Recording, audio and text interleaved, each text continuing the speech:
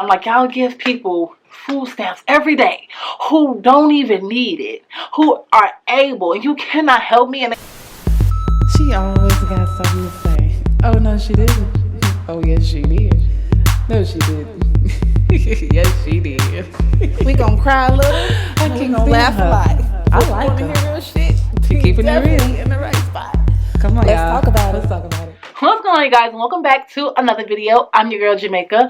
Of course, if you are new here and you don't know what to do here, hit that subscribe button and that notification bell. If you have been here and you still here, thank you.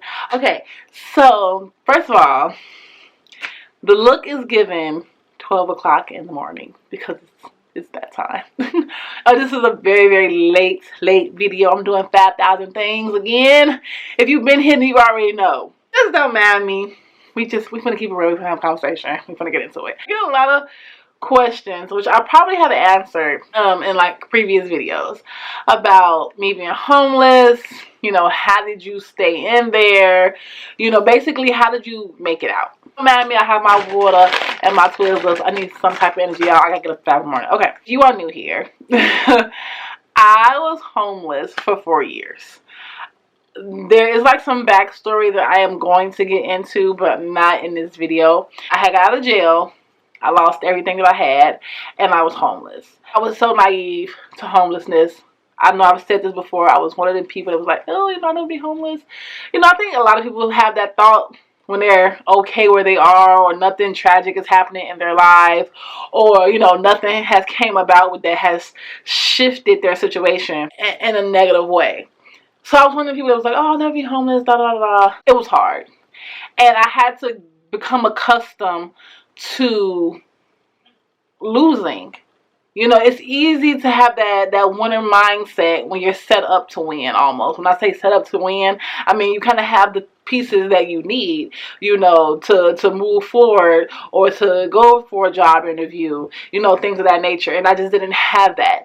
And with what I had on my background, because like I said, I had to go out of jail, it made it 10 times harder to get a place. And that probably was the reason why I was homeless for so long, was because I had to get out of jail. What I had on my background made it almost impossible to get a place. I had to get accustomed to hearing no. I had to get accustomed to losing. It was very hard in the beginning because I was new to homelessness. Not really new to it, but like for me, being on my own with my child, that was new to me. I really suffered a lot in the beginning because I was like in the thick of it. You know, in the very beginning when something is happening and you're like right smack in the middle of everything that could possibly go wrong,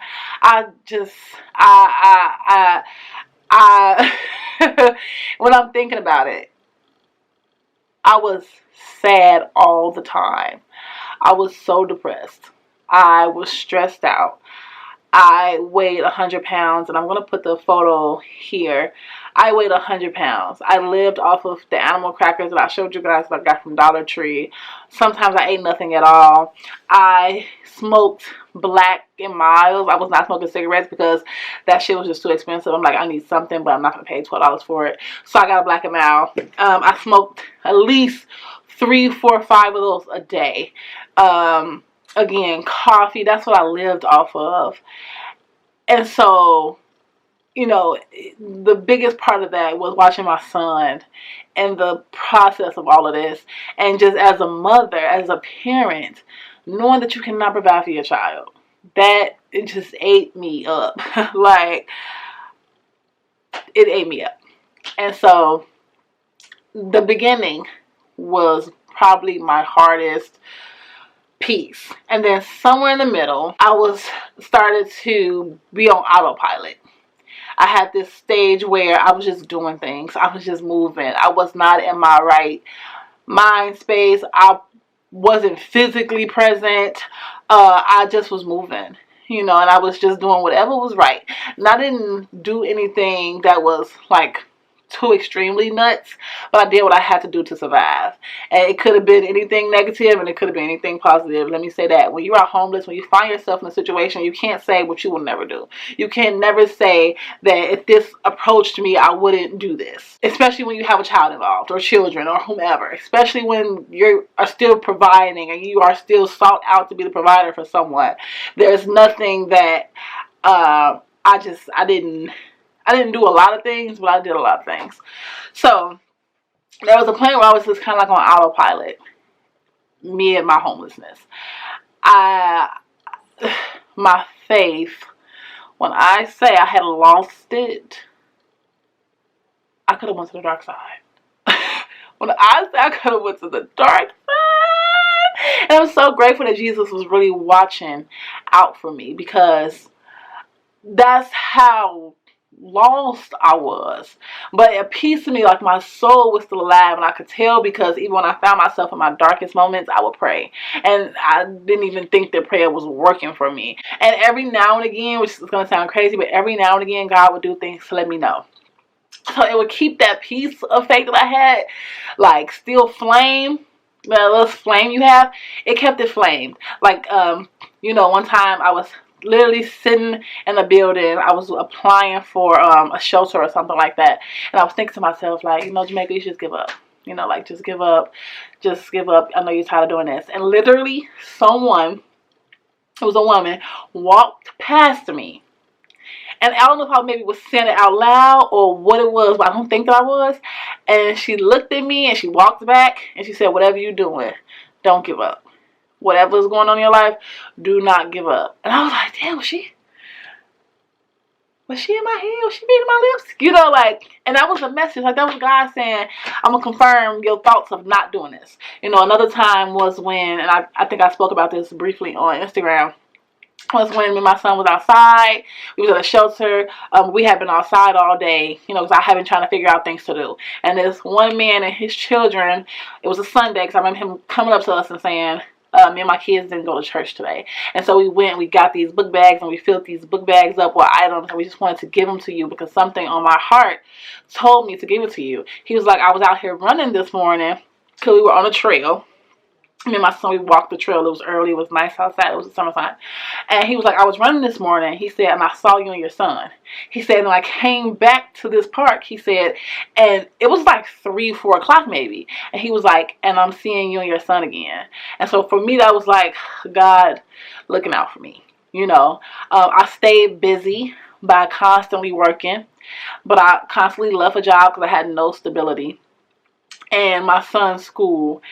And so I had a job, I would leave a job. I had a job, I would leave a job just because I couldn't keep it. I had too many things going on, I just couldn't afford to keep a job. And so it's just so many things was happening. And in the beginning, I was just gone. In the middle of it, autopilot. Towards the end, I had thought about the beginning and the middle. So when the end, I didn't even know this was the end, but I got to a point where, I'm gonna just say this was my ending. I had went to the county to get assistance. And at this time, I was working. Like I said, I had just been working all the time. I went to the county to get assistance, and when I left with them telling me, "No, we can't help you. You're working." And I'm like, I'm homeless. I'm with my child. I'm homeless. I have literally nothing. The money that I am getting, I'm getting hotels so my son can wash up, so I can put gas in my car. And at that time, I didn't even have a car anymore. Somebody had broken into my car and I was sleeping in a hotel room because I had to get a cheap hotel room. So, of course, it was in the hood, kind of, sort of. Somebody broke into it. It was gone. So I left the county after they had told me no. And I'm like, y'all give people food stamps every day who don't even need it, who are able, and you cannot help me. And they understood my background. I have been showing them that I have been applying for housing and things of this nature. And because I had some of my background, I couldn't get it. And I was just looking for some money, and I was applying for cash. I was just looking for some money to help with the extra, needs that I needed. They were like, no. I got on the bus. And I sat on that bus, and I was like, this is it. I'm done. At this point, I was living in a storage unit. I was on my way back to the storage unit. And I'm like talking to myself in my head. I'm on this bus with a bus full of people, and I'm talking to myself. I call my mom because my mom is always my support. And I'm sitting on the phone. I'm screaming, and I'm like, you know, I can't do this. I'm so tired of doing this. I just had like this whole mental breakdown on the bus. And the next day, so I went back to the storage unit, and the next day, everything that good could possibly happen was happening. Like, doors were opening up. I had got into a shelter that I had been waiting to get into for a long time.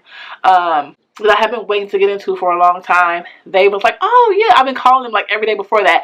Oh no, we don't have any space. We don't have any space. We don't have any space. And then when I finally called, I'm like, oh yeah, you know, blah, blah, blah. So I got into there. I was working a night job. My idea was that I was homeless and have anywhere to go. So if I had a night job, at least I had somewhere to go. So it was a hotel, which was great because in the wintertime, they allowed us to get a room if we couldn't travel home. So I was able to wash up, blah, blah, blah, blah. But at this time, I was in the shelter. So it kind of worked out both ways. And then after the new year, like literally January 1st, January 2nd, a place was like, you know, we'll let you in. I filled out the information. I gave them all the documentation they needed. Look, when you homeless, you be on it. I was on it. Every time I needed something, okay, I'm sending it over. I was calling people, hey, I need XYZ. I need it today. I was calling them every 30 minutes. Did you send that over? You know, and I don't know. I got the place. I had already had money saved up because I was working. I didn't have any bills, so I didn't have any reason to really spend any money other than, you know, having a place for my son. But everything else I was saving because I knew I was going to get a place eventually. And so I was able to get a bed. I was able to furnish it. I was able to put food in it. I was able to buy me some stuff because during that process of 4 years of homelessness, I had lost basically all of my things. I had lost everything. Yes, my kids are still up. Isn't that crazy? I had lost everything that I had. You know, I had lost everything except my important paperwork because I carried that on my back. I lost. And so when it came to clothes or anything, I literally had nothing. I got used to losing. I accepted hearing no because I knew that 9 times out of 10, I would probably be let down. So I was not hyping myself up every day to be let down. I knew I was going to get let down. So I feel like that's where the additional depression comes in, where you're like, okay, I'm hyped every day, and then you get let down, and then all of a sudden you're depressed because you're like, everybody keep telling me no, but I was expecting to hear no. I got up and was happy every day. That I was. I will show you guys so many photos and videos of me homeless that you're probably thinking like, damn, she was homeless, because it was my energy at a certain point when I just knew like I just got to enjoy the day. Like, I don't know what's going to happen today, but I just got to enjoy the day. And that's just how I was. I was moving. I was moving like, I don't know what's going to happen. And what's crazy is people was mean to me. People was embarrassing me. Like, it's just...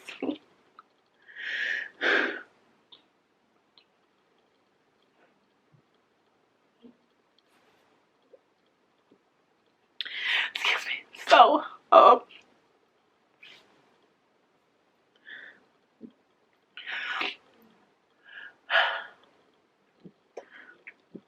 you have to have a strong mind. You have to have a lot of faith. You have to be mentally strong. And you have to know that it's not forever. You know, it's temporary. And you gotta pray that, you know, like, God is looking out for you. No matter what. Like, even people see you at your worst. Like, you gotta know I'm gonna come back from that. Like, people see me now.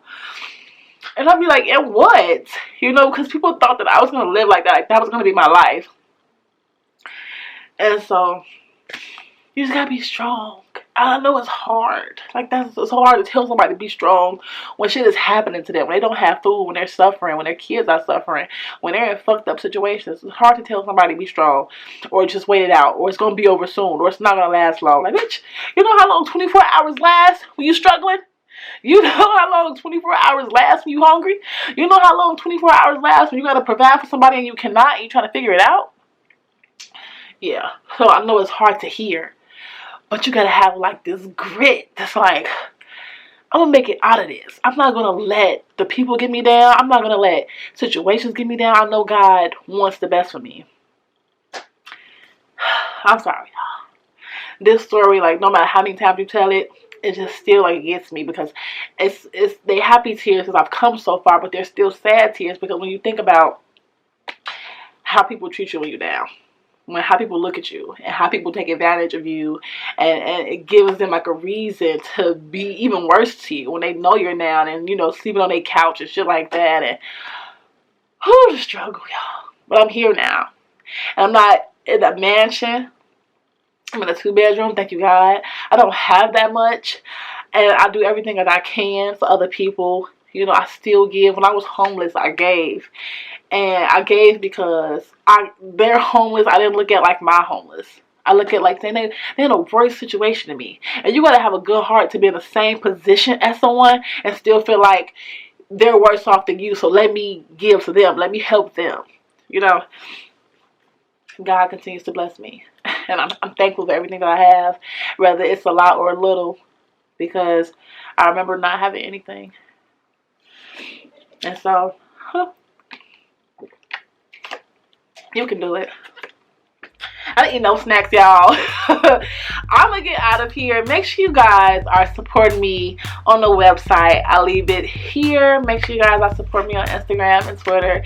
If you ever have any questions, if you ever want to know anything, we are going to talk about the jail. While I go to jail, I'm going to make a YouTube video about that. It's not funny at all, but y'all make a video about that. Reach out. If you want me to speak somewhere, if you want me to share my story, if you want to share your story, if you want to have a one-on-one, please contact me on the website. Please contact me on any of my social platforms. I will leave my information in the description box below. And of course, if you see me in the streets, don't be afraid to speak. Good night.